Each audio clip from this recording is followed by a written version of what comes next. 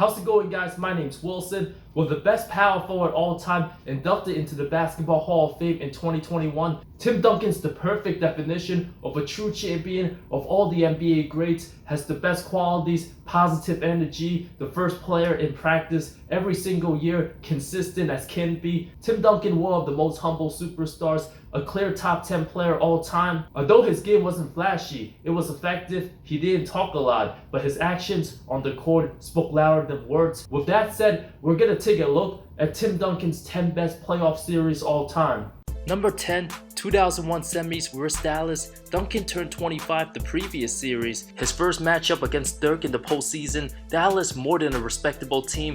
Nowitzki 22 had veterans Michael Finley, Steve Nash, Howard Isley, Sean Bradley, and late addition add Juwan Howard. The matchups between the two Twin Towers alongside Antonio Daniels, old Terry Porter, and Sean Elliott. A solid matchup. San Antonio the clear favorites. The top seed in the entire league. The best defense, 58 wins, Dallas 53. Duncan went right to work in game 1. 31 points, 13 boards, 2 blocks. Nowitzki and Nash held to 3 of 17 shooting, combined 11 points. Timmy again the leading scorer and rebounder. Game 2, 25 and 22 to go along with 6 assists, a 14-point win. Too much for Juwan Howard and the 7'6" Sean Bradley on the glass. Timmy a plus 28 in game 3. Easy win, but Dallas showed hard game 4. Dirk responded with 30 and 9. Duncan 29, 18 and 5. The intensity of the two power forwards would carry on for many years. After Nowitzki, a monster 42 point, 18 rebounds, 6 steal game 5. Duncan a respectable 32, 20 and 5 block game. The two flat out balled. Duncan Spurs won by 18, closing the series in 5. The big fundamental put up 27 points, 17 and a half rebounds, 2 blocks. Nowitzki averaged 23 a game. Dallas held to under 91 points for the series. More with Duncan versus Nowitzki to be mentioned. But number 9, 2008 first round versus Phoenix. Duncan, Manu, and TP versus Nash, Amari, and Shaq. Getting rid of Sean Marion, a controversial choice. They had the best record in the West at the time, 34 and 14, but their interior defense still amongst the worst in the league. Duncan destroyed Phoenix in previous playoffs. Getting rid of Marion for an older Shaq was to put a big body on guys like Duncan in a competitive tight conference. San Antonio 56 wins, Phoenix 55, a 3 vs 6 matchup. In ESPN's 7 of 10 so-called experts prediction, 7 of them picked Phoenix to win this series. San Antonio was getting older, average age 32, but Duncan absolutely dominated. One of his best games, went to work on the post, a masterful 40 point, 15 rebounds, 5 assists game 1, 16 of 24 shooting, one of his best games all time, hit a game tying 3-point shot, his first of the season. If there was any doubt to question his clutchness, the biggest 3 of his career to send the game to OT, resulting in a double overtime win. One of the best series the big 3 played together. Duncan 17 rebounds in game 2, Parker destroyed Nash the whole series. Duncan 23 and 10 game 3, Spurs only fell in game 4. The closeout, Timmy D 29 and 17, 3 blocks, proving he was superior to older Shaq and young Amari. Duncan averaged 19 and 11 in the regular season, up his level of play in the playoffs, proving whether the Suns brought a bigger body or not, it didn't matter. To win so decisively before the series started, many thought it probably would have went 7. Duncan's greatness can never be underestimated. Number 8, 2006 vs Dallas semis. If San Antonio was to win this series, this would have been a top 4 performance of Duncan's all-time best series list. Despite losing in 7, prime Duncan's numbers can't be ignored. Ridiculous. Over 32 points, 12 rebounds, 2.5 blocks on 56% shooting. It's an absolute travesty. This was not a conference finals matchup since San Antonio and Dallas, same conference. The lowest record of the two had to settle for the 4th seed. This series changed the rules of the NBA. A 60-win team being a 4th seed simply doesn't make sense. 44-win Denver got the 3 seed because their conference stinked at the time. They would have been tied for 8 overall. All my years watching NBA basketball, this is the best second round series I have ever seen. When's the next time we'll see 2 60-win team play in the semis? Who knows? 2 superstars, both top 5 players in the league at the height of their powers. Duncan went right to work game 1, put up 31 and 13. San Antonio survived by the skin of their teeth. Dallas had the fresher legs. San Antonio's bench did not match the level of Jerry Stackhouse and Marquise Daniels. Duncan's 28 in game 2 in a 22-point loss. Duncan again dominated game 3. 3. Game high, 35 points, 12 boards, fouled out late, a 1-point loss, while Timmy had the chance to win at the buzzer in Game 4, finished with 31, 13, 6 and 3, lost in OT. Jason Terry played like a superstar in the big moments. A shocking scenario in the brink of elimination, Duncan dominated Game 5 with 36 and 12 on 13 of 19 shooting, would not be stopped from averaging just 18.6 points that regular season, increased his point average by 14 this series. Duncan poured in 24 in Game 6 with a suspended Terry. Game 7, instant classic, one of the most overlooked great performances by an all-time great in the loss. Duncan single-handedly kept San Antonio in the game. After being down 20, the big fundamental absolutely destroyed, abused, annihilated, and humiliated Eric Dampier and Dirk on the block, unstoppable on the post, shot 23 free throws. A man possessed, this was one of his greatest games. 41 points, 15 rebounds, 6 assists, and 3 blocks. Nowitzki also had a masterpiece of his own, 37 and 15. Both men refused to go down. Credit to Dallas' Sadana Dobb for making great defensive plays guarding Duncan in overtime, resulting in the Dallas OT win on the road. Whoever winning the series, pretty much a guaranteed ticket to the finals. Nevertheless, watching Tim Duncan go to work, you'll understand why he's the best power forward the game has ever seen. Number 7, 2005 vs Phoenix Western Conference Finals. During the regular season, the Suns had all the hype, the biggest storyline of the year, high power, quick offense, unstoppable pick and rolls, and 3-point shots. Nash, the most unlikely MVP we've seen. The biggest question before the series, who wins between offense versus defense? How will San Antonio contain Phoenix? But because the Suns don't play much D, San Antonio also capable of scoring at will. Transition defense and limiting the 3-point shots allowed the Spurs to win. Duncan 28 and 15 in Game 1, too big for Sean Marion. Duncan once again balled out in Game 2, a 30-point game, 10 of 11 from the line, gave the Spurs a 3-point win. Game 3 once again showed up, 33 and 15, including 15 of 15 from the charity stripe. Phoenix had no answers for him. While he struggled in Game 4, Timmy made sure that was only one night off, closed out the series 31-15, 4 and 3, proving why he's Tim Duncan, who wasn't gonna be stopped, especially when matched up against an undersized front line,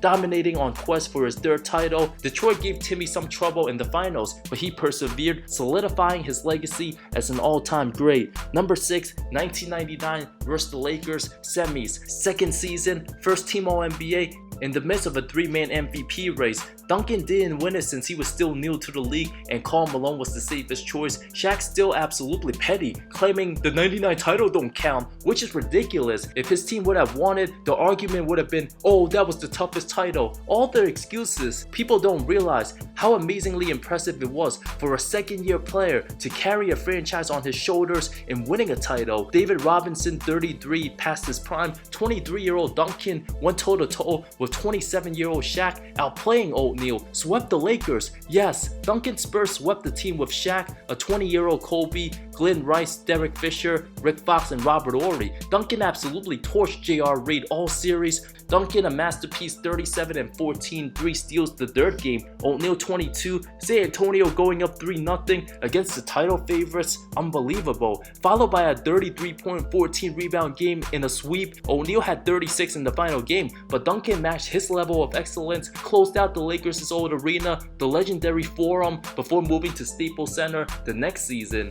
Number 5, 2007 vs Phoenix semis, will always be known as the Robert Horry Heat Check series. Suns had home court once again with healthy Amari, but it was San Antonio once again taking Game 1 on the road. Duncan's epic 33-point, 16 rebound effort, a close one down the stretch. Amari held to 6 of 19, Steve Nash's broken nose game. Despite getting blown out by 20 the next game, Duncan still showed up, 29-11. Game 3, 33 and 19, 12 of 19 from the field, 3 blocks, by far the best player. Followed by a typical 21-11 in Game 4. The 5th game, Phoenix would have probably won if Stat and Boris Diaw wasn't suspended. Duncan had 21 along with 5 blocks, an 88-85 grinder. Phoenix only had James Jones and Pat Burks off the bench. By the time Amari and Boris came back, way too late. Duncan another epic performance, 24 points, 13 boards, 9 blocks. Nearly a triple-double in Game 6, epic performance. averaged nearly 27, 14, over 4 rejections on 57% shooting for the series. This should have honestly been the real NBA Finals in 07, and Duncan would have easily gotten his 4th Finals MVP,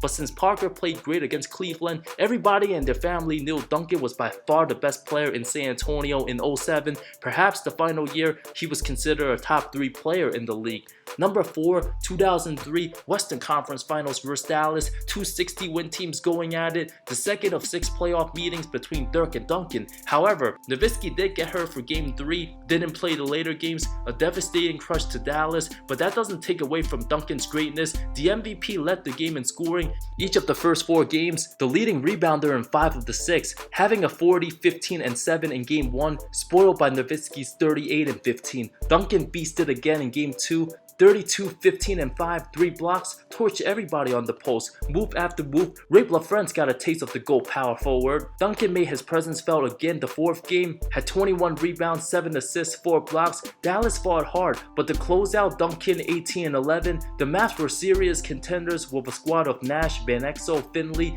and Nowitzki if healthy, had a deeper team than Timmy with 37-year-old Robinson, Bowen, rookie Ginobili, 2nd-year Parker, and Steven Jackson. Duncan went bananas, averaged 28 points, 17 rebounds, 6 assists, 3 blocks, 57% shooting, heavily raising his level of play in the postseason. When San Antonio needed buckets, Duncan always delivered. Could have averaged more points in the regular season if he wanted, but his team wants so much every year, Duncan never cared about his numbers either. The perfect definition of a true champion. Number 3, 2003 semis versus the Lakers, his revenge series after getting knocked off by Shaq and Kobe's Lakers 2 straight years in humiliating fashion.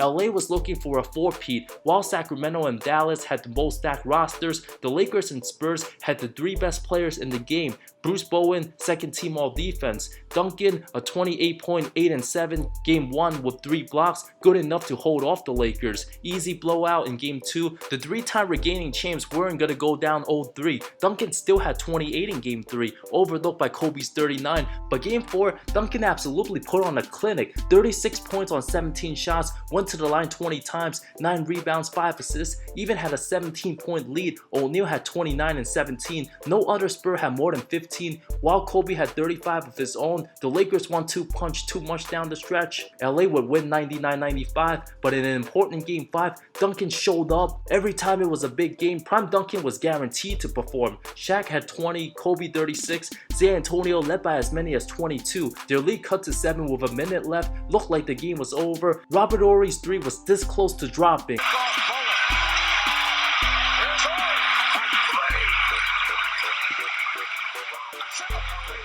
Taking a commanding series lead, many expected the Lakers to tie it up and force a Game 7, but Duncan didn't want any part of that. Shocked everybody in Staples, 37 points, 16 boards, 64% shooting, unstoppable, the best player on the floor. It was a 2-point game with 5 minutes left in the 3rd period. Duncan went to work, scored multiple times on Shaq, extended San Antonio's lead, continued his dominance early 4th, an absolute clinic on all cylinders, whether it was passing or protecting the rim. One of the most impressive closeout performances by any all-time great. Did everything you could have asked a big to do. I ranked this series performance top 3 since it was against the 3-peat defending champs. Kobe and Shaq looked unstoppable, but Duncan was able to snap their title run. Number 2, 1999 NBA Finals versus the Knicks, one of the best second seasons in NBA history. Although New York didn't have Ewing, Sprewell Houston had nightmares seeing the Twin Towers down low. Larry Johnson held to 29% shooting, no answers for Duncan. The NBA averaged under 92 points in the regular season,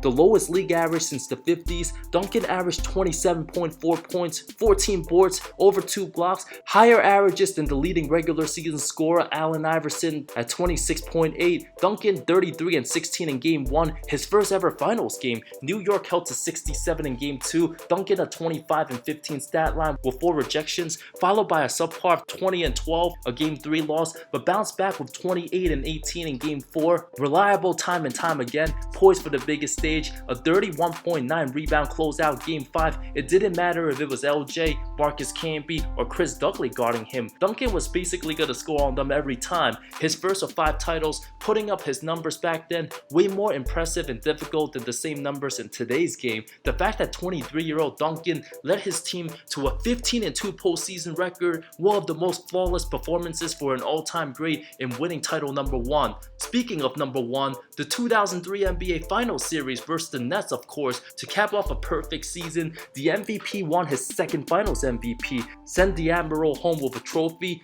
Robinson announced he was going to retire before the finals started. 0-3 Duncan in the finals looked like the best defensive big man all time. If you watch that series, you're going to know why. The 27-year-old Duncan absolutely locked down, denied, put the clamps on, and rejected everything and anything near the basket on defense. Kenyon Martin held to 34% shooting as a power forward, 3 of 23 in Game 6 because of Duncan being at the right place at the right time every single time. Jason Kidd 36% from the field, Richard Jefferson under 42, Kittle's 38, Jason Collins 33. Just like many other Game 1s, Duncan started off hot. A 32.20 rebound effort, including 6 assists, 3 steals, 7 blocks. After falling Game 2, bounced back Game 3. After New Jersey tied the series, Duncan 21, 16, and 7 with 3 blocks, retaking home court advantage. Lost Game 4 by a point, had 23, 17, and 7 rejections, but would not be denied in the 5th game, 29 and 17, 4 rejections. No other Spur scored more than 14 that game.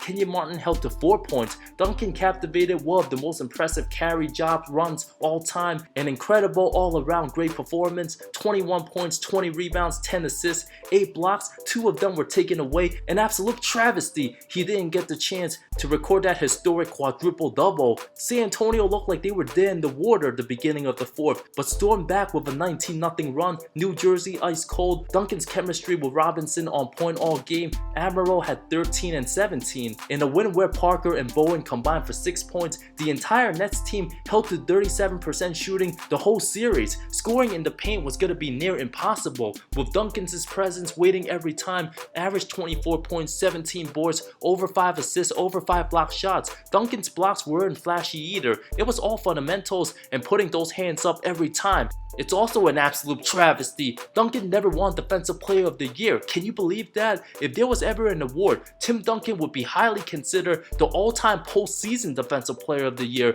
568 total playoff blocks, 92 more than second place Kareem. Duncan's overall averages of 20.6 points, 11.5 boards, 2.3 blocks on 50% shooting, 251 postseason games, because he made it every single year and changed his role more as a defensive anchor later on. From 98 to 2008, Duncan averaged 23.5 points, nearly 13 boards, almost 3 blocks for the playoffs. Literally one of the most successful careers all time, has a better career winning percentage than MJ, LeBron, Kobe, and Shaq, nearly a 72% rate, played 19 seasons. Bird and Magic each won 74% of their games, but Duncan played nearly 500 more games than both of them. Tim Duncan simply allergic to losing. What a career, a true winner. There will simply never be another Tim Duncan. Thank you so much for watching this video. I did mention Duncan's later playoff series after 2010, since his numbers weren't as great, but he was still effective in the ones against the Clippers in 2015. 2014, he was balling too in the finals, and of course 2013 as well. Thank you so much once again for watching.